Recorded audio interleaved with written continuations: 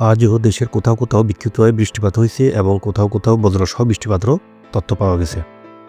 এবং আগামী ২৪ ঘন্টায় দেশের বিভিন্ন স্থানীয় বিক্ষিপ্তভাবে বৃষ্টিপাত হওয়ার সম্ভাবনা রয়েছে। চলুন আগামী ২৪ ঘন্টায় দেশের কোন কোন অঞ্চলে বৃষ্টিপাত হওয়ার সম্ভাবনা রয়েছে তাই এই মুহূর্তে আপনাদের সরাসরি দেখিয়ে দিই।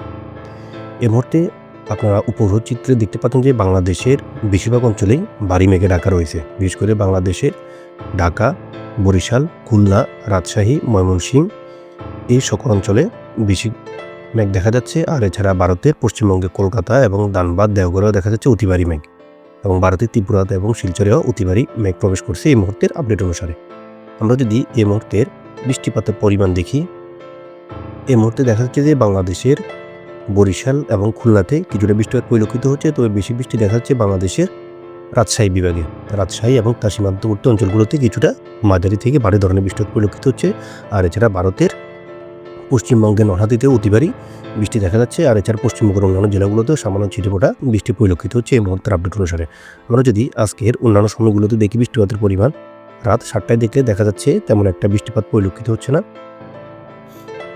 রাত 10টায় দেখলে সম্পূর্ণ বাংলাদেশ এবং ভারতের পশ্চিমবঙ্গ পরিষ্কার দেখা যাচ্ছে।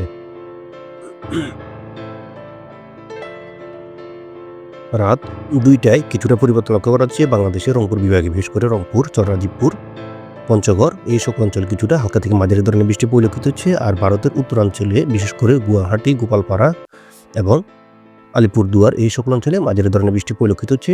শিলিগুড়িতে অতি সামান্য ছিটেফোঁটা বৃষ্টি হতে পারে রাত 2টার দিকে। ভোর 4টার দিকে দেখা যাচ্ছে যে বাংলাদেশের ময়মনসিংহে অতি ভারী বৃষ্টি প্রবেশ করবে, বিশেষ করে বাগমারাতে অতি ভারী বৃষ্টি দেখা যাচ্ছে। আর এছাড়া মাদান, সরিষাবাড়ি, চররাজীবপুর, বিশম্বরপুর এই সকল অঞ্চলে থাকছে মাঝারি ধরনের বৃষ্টি। আর ভারতের তুরাতেও থাকছে মাঝারি থেকে অতি ভারী বৃষ্টি। আর ভারতের গোয়ালপাড়া, গুয়াহাটি এবং আলিপুরদুয়ারে অতি সামান্য ছিটেফোঁটা বৃষ্টি হতে পারে ভোর 4টার দিকে।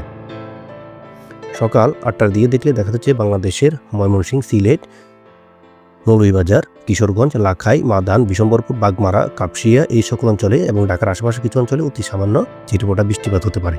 তবে আকাশ মেঘাচ্ছন্ন থাকার সম্ভাবনা বেশি ওই সময়। রাত 11টার দেখা যাচ্ছে তেমন একটা পরিবর্তন লক্ষ্য করা যাচ্ছে না।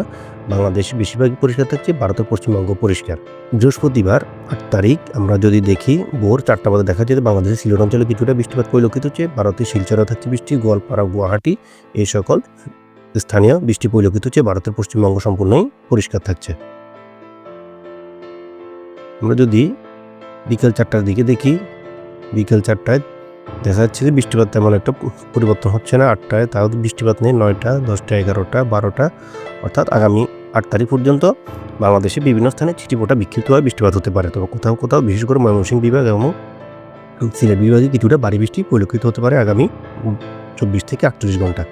এই মুহূর্তে আমরা যদি মোট বৃষ্টির পরিমাণ দেখি, যে আগামী 24 থেকে 48 ঘন্টায় মোট বৃষ্টি কীরকম হতে পারে। 12 ঘন্টা অনুসারে দেখা যাচ্ছে যে বাংলাদেশের ময়মনসিংহ বিভাগে কিছুটা হালকা থেকে মাঝারি ধরনের বৃষ্টি এবং কোথাও কোথাও ভারী বৃষ্টিও পরিলক্ষিত হতে পারে, এবং রংপুর, রাজশাহী বিভাগেও হতে পারে বিভিন্ন স্থানে ছিটেফোঁটা বৃষ্টি।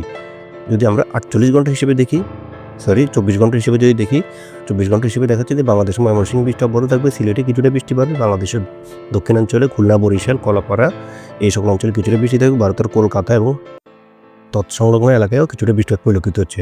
আর ভারতের উত্তরাঞ্চল, আলিপুরদুয়ার, গোয়ালপাড়া, গুয়াহাটি, তুরা এই সকল অঞ্চলে বৃষ্টি থাকছে। শিলচরেও থাকছে কিছুটা বৃষ্টি আগামী 24 ঘন্টা আপডেট অনুসারে।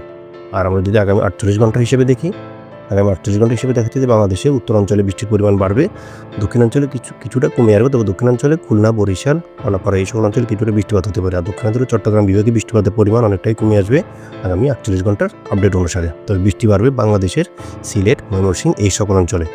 রংপুরেও থাকছে সামান্য ছিটেফোঁটা বৃষ্টি। আর ভারতের উত্তরাঞ্চলে বৃষ্টিপাতের পরিমাণ কিছুটা বাড়বে, বিশেষ করে গোলপাড়া, গুয়াহাটি, শিলং, শিলচর এবং আলিপুরদুয়ার এই সকল অঞ্চলে বৃষ্টিপাত কিছুটা বৃদ্ধি পাবে। এই মুহূর্তে আমরা দেখে নিই আগামী 6 থেকে 7 দিন বঙ্গোপসাগর বা আরব সাগরে কোনোরূপ ঘূর্ণাবর্ত সৃষ্টি হচ্ছে কিনা, যা থেকে ঘূর্ণিঝড়ে রূপান্তর হতে পারে। আমরা যদি 7 তারিখে দেখি, 7 তারিখে কোনোরূপ ঘূর্ণাবর্ত লক্ষ্য করা যাচ্ছে না। 8 তারিখেও দেখা যাচ্ছে না। 9 তারিখ, 10 তারিখ, 11 তারিখ, আগামী 11 তারিখ পর্যন্ত সাগরে কোনোরূপ ঘূর্ণাবর্ত পরিলক্ষিত হচ্ছে না, যা থেকে ঘূর্ণিঝড় সৃষ্টি হতে পারে। তো আজকে আমাদের আবহাওয়ার সর্বশেষ আপডেট অতটুকুই ছিল। সবাই সুস্থ ভালো থাকবেন। আল্লাহ হাফেজ।